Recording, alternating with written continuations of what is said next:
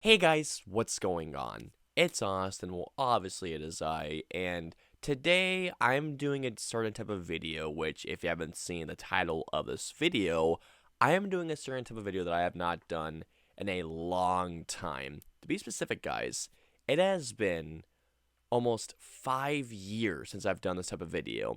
Back in 2017, I did one of these videos for War for the Planet of the Apes. Just to say 2017, good God, time has flown, man. It really has. And even though I'm only 29, I feel fucking old just saying that year. Really quick, before I continue on, I am going to be bringing back this format for two types of videos. One of which being topics that I'm very passionate about when it comes to either film, TV, video games, music when that even happens. Just stuff that I want to talk about. The second of which being, well, are spoiler videos, and in case if you guys just blindly clicked, if you want to see my face, to which, hey, I appreciate that very much. So for today's video, I'm going to be talking about, well, yeah, the Batman. So as of today, guys, I have seen the Batman 3 times. I saw it at the press screening, I saw it IMAX opening night, and I saw it just today at the time of this recording in Dolby. I cannot express to you guys how much I love this movie.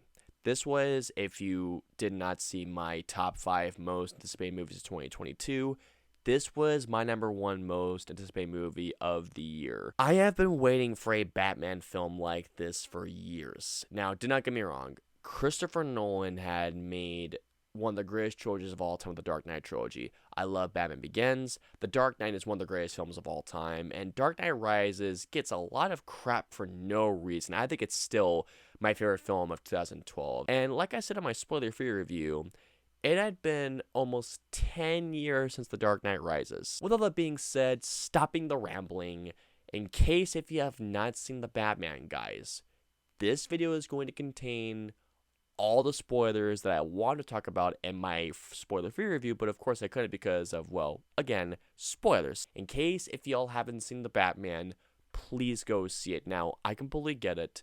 A near 3-hour runtime is daunting. Do not get me wrong, but believe me when I say this, guys. This movie is absolutely worth that runtime. It really, really is. If you haven't seen the movie already, please go watch the Batman. This is a safe place in case if you have seen spoilers, we can all discuss it together. I'm not going to be doing an exact play-by-play of all the story points of this movie because if I were to do that, like I said, the movie is almost 3 hours long. We'd be here for all night. By the way, guys, I hope you like what I've done with the decor. I have changed everything to red lights because, well, you get it. I have written down 7 specific things I want to talk about. 7 specific things I really want to talk about, but of course, spoilers got in the way, and I don't like spoiling you guys. The first thing I want to talk about here in the Batman is the opening 10 minutes. Guys, no joke when I say this. The opening 10 minutes of the Batman is the best first opening 10 minutes I have seen in a Batman film since The Dark Knight. I'm dead serious when I say this, and I completely understand when I say this, guys. The Dark Knight is one of my favorite movies of all time, and I still regard that as the best Batman movie to this date. I mean, the Batman, I can't say if it's up there with that trilogy, but here's the thing. After seeing this movie, I just realized I'm going to be all over the place, to which I apologize in advance, guys. The Batman has the potential down the road to stand with the trilogy. Now, this is just one movie, by the way. One movie. So this is why I'm just saying one movie here. How it starts off with that POV shot, to which I don't know if it was Riddler. I'm pretty sure it was the Riddler. I thought it was Bruce at one point because you do see later in the film that he does use binoculars when he's watching after Selena Kyle. So I'm guessing that was the Riddler in the beginning, but just how that opening scene starts off. When you see that one close-up and how it opens up to a wide with the Riddler being right by him the entire time. I'll never forget that at the press screening, the moment that the Riddler showed up, everyone just went, and then we get to the next scene. Oh my God, the next part of this movie, the next scene. I love the next scene. When Batman starts narrating, it's October 31st. Jim Gordon, played by Jeffrey Wright, who, by the way, Jeffrey Wright as Jim Gordon is so good in this movie. I can't wait to see how that partnership evolves into the next film. What I love about that back signal is this. Like he said, It's not just a call, but it's also a warning. When that signal comes up and lights up the sky, whether it's the people that are spray painting and essentially just doing graffiti on the Gotham City Bank, or it's that one guy that had stolen money from holding a guy at gunpoint, anytime they see it, they're just like, oh. When they look around and they see a shadow, they automatically think, oh, and they just have to run out of there because they think he can come out at any moment. One of the things I absolutely love about how Matt Reeves and Robert Pattinson do this portrayal of Batman is this. This is not a Batman that at first is a symbol for hope. This is a guy that, like they say, or like Pattinson says as Batman, he's a symbol of vengeance. He is a guy that if you are caught in the act, he is going to pummel you. They look at him as if the dude is a horror film villain, which is, I mean, again, it's brilliant. It's seriously absolutely brilliant. By the way, I just want to mention this really quick too. Michael Giacchino's score throughout this entire opening is just the chef's kiss on this entire film. Going into Batman's first appearance in this movie, again, it's perfection in my eyes. It really is. Just seeing how that gang was about to beat up that dude and hearing the footsteps. The first time I saw this, the excitement level I had shot up so high. And the moment that he comes out, I just went, that is perfect. And the best way that I can describe that sequence is this. Now, I don't know if y'all have seen Inglourious Basterds, which, by the way, in my top 10 favorite films of all time. The sounds that Batman makes and how it just comes out of the darkness, it reminded me so much of when the Bear Jew is introduced in Inglourious Basterds. The way how he uses the bat to hit the walls before he finally comes out and beats the shit out of that Nazi. That is exactly what the scene reminded me of. And the way that he just beat the crap out of all those guys. Oh, again, introduction, just...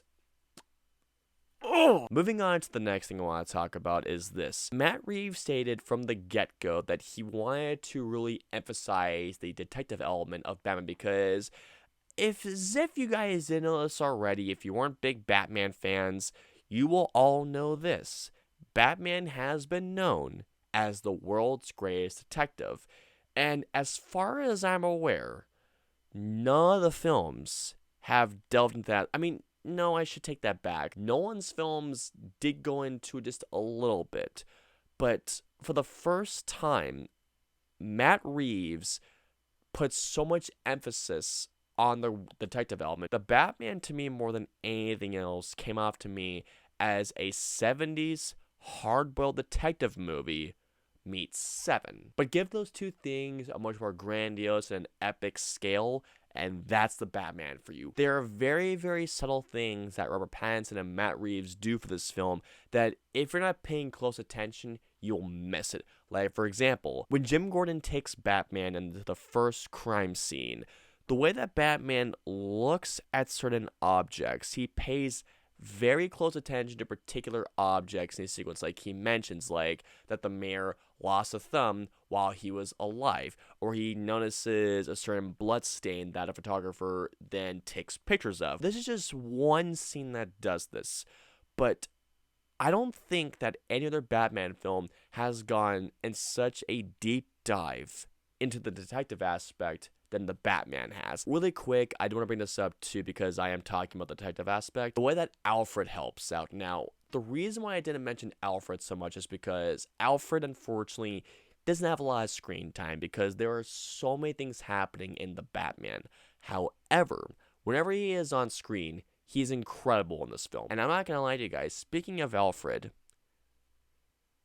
that scene when it was revealed that Riddler sent Batman or Bruce that bomb, I thought Alfred was done. One particular thing that I could not talk about in my review because it was slightly spoilery, and that is Falcone. Carmine Falcone is in this movie, and John Turturro plays him. Oh my god, in the first appearance that you see him, the way he comes off to Selena Kyle, which, by the way, that sequence was Oh my god, was it brilliant, by the way. The way how the light and the shadows go onto Falcone, John Turturro's face, and the way how he's talking to Selena. I would have never expected John Turturro to play Carmine Falcone. But man, he was fucking brilliant as Carmine Falcone. And the way how he comes off, not only to Selena Kyle, but the menace he brings to that screen as Carmine. As far as I'm aware, I have not seen John Turturro play a villain with this much menace. And holy shit, there is a part in this film to which I must bring up really quick, and that is the voicemail. By the way, remember when I mentioned that some parts feel like a horror film? This feels like a horror film right here. The screams that Selena Kyle's friend had when he was being strangled, I got goosebumps the first time I saw that. That plot twist involving him and Selena Kyle, when I heard that, I legitimately had my jaw dropped, and I actually turned to the person next to me and I said, okay, that is cool. Now, unfortunately, despite Carmine Falcone being killed in this film, I have a feeling that his death or the impact of his actions are going to have such a big turn in the rest of this trilogy. I hope it does, because, man, is Carmine Falcone so good, or should I say John Turturro so good in this film. I'm looking at my notes here, and I have these things in reverse order, so I'm going to be talking about this next scene first. The funeral scene. This scene was actually released before the film came out, and I only saw about maybe the first 15 seconds of this scene because I wanted to go in completely blind, and everybody was saying that this scene had so much tension in it. And holy shit, it does. This actually goes on to one of my favorite things about the movie, which was the Riddler played by Paul Dano, to which Paul Dano in this movie absolutely kills in this movie. But that whole funeral scene had me on the edge of my seat. And when Batman was trying to help Coulson solve the riddles, and as soon as the crescendo of that scene happens, I did kind of touch upon this in my spoiler review, but I might as well touch upon just a bit more in the spoiler video. One of the reasons why I love his portrayal of Batman is this. Matt Reeves has stated that essentially this version of Bruce Wayne is addicted to Batman like he's a drug. And it's true. But there's another comparison I want to draw in this movie, and that's from the movie called Hot Fuzz. Nicholas Angel in Hot Fuzz is so determined as a cop, he is so hooked on his job, that essentially it's a switch that he cannot turn off. That's the best way that I can describe Batman in this movie, or Bruce Wayne as Batman. Bruce Wayne always has that switch on as Batman, even in that funeral sequence, because he's always looking around, he's looking for the Riddler, and when certain things are happening in the background, he's always paying attention because, again, that switch is always on, which once again goes into the world's greatest detective aspect. Going on to the next thing, oh my god, I have wanted to talk about this in even more detail here.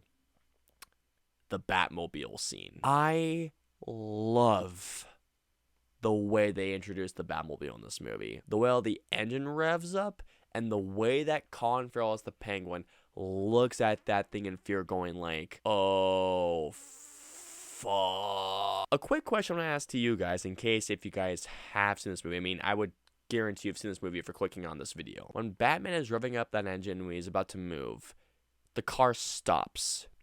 Now, one thing I want to ask you guys is this. Do you think he was either doing that as a way to say, go ahead, do your thing, I'll catch up to you, or that the engine failed? When the thing starts up, the presence that that car gives off is otherworldly. And Matt Reeves did state that the car is inspired by Christine, which, by the way, if you haven't seen Christine, very fun John Carpenter film, I want to say. There's one film in particular that I have always described when it comes to that chase sequence. I don't know if you guys will agree with me on this one. The French Connection, or even Bullet for that matter. And if you guys have not seen The French Connection, watch it. It is a tense movie, and the chase sequence in that film, again, it's amazing how they crafted that sequence. Michael Giacchino's music and how that sequence ends. By the way, when Batman goes through the fire, that's practical, by the way. There's a particular thing that this movie brings up, and I couldn't believe they did it. There is a particular part when the Riddler brings out this big bombshell about the Waynes, and that, hey, the Waynes may have been corrupt too. That whole scene gave me goosebumps throughout the first time I saw it. It still does to this day, even after I've seen it 3 times. I don't know if you guys have played the Telltale Batman game. If you haven't, please go play it. It's terrific. But in the game, they make such a cool story. Now, I don't know if this was in any of the Batman comics. If it was, I need to read that comic. But in the Telltale game, they bring up a story device that basically says that the Waynes were linked to the Falcones. And the game, it turns out that the Waynes, the Falcones, were actually very, very close. The movie teases that. It kind of flirts with that idea. And when I heard that, I just thought, they're doing the Telltale thing. This is sick. Just the idea that the Waynes weren't this completely Boy Scout family, I loved that. Falcone does mention this in the movie, that everyone has their baggage, everyone has their dirty laundry. And I love that he brings that up. When Bruce talks to Alfred about his discovery about Carmine helping out Thomas Wayne, the way that Alfred delivers the dialogue in that hospital scene, and oh my god, it's so good. Oh my god. 2 more things that I want to talk about. One of them is my favorite scene in the entire movie, and that is when Batman confronts the Riddler unmasked. This whole part, the first time I saw it, I swear to God, guys, I feel like I didn't breathe for 2 minutes. I know it's way too early to say anything. I want Paul Dano to be nominated for an Oscar so bad. And just the way that Paul Dano was singing in that when Batman was going, "What have you done?" Which, by the way, sounded a lot better here than it did in the official trailer. The way that, oh my god. It's honest to God my favorite sequence in the entire film. Before I end the spoiler video, one more thing that I want to talk about here. Well, actually, I should mention 2 more sequences here. After Batman has defeated the Riddler's plan, when he's doing that narration, I love how he says that, yes, I was a symbol for vengeance, and I was hoping I would make an impact. I did, but it wasn't the one I was wanting. There is a particular moment in this scene that, just thinking about, makes me want to tear up. I'm serious. He's carrying that wounded person, and he's bringing the wounded, oh my god, just give me a moment. It's getting me emotional just thinking about it. It's when Batman's about to let go, and the person's like, no, don't let go, please.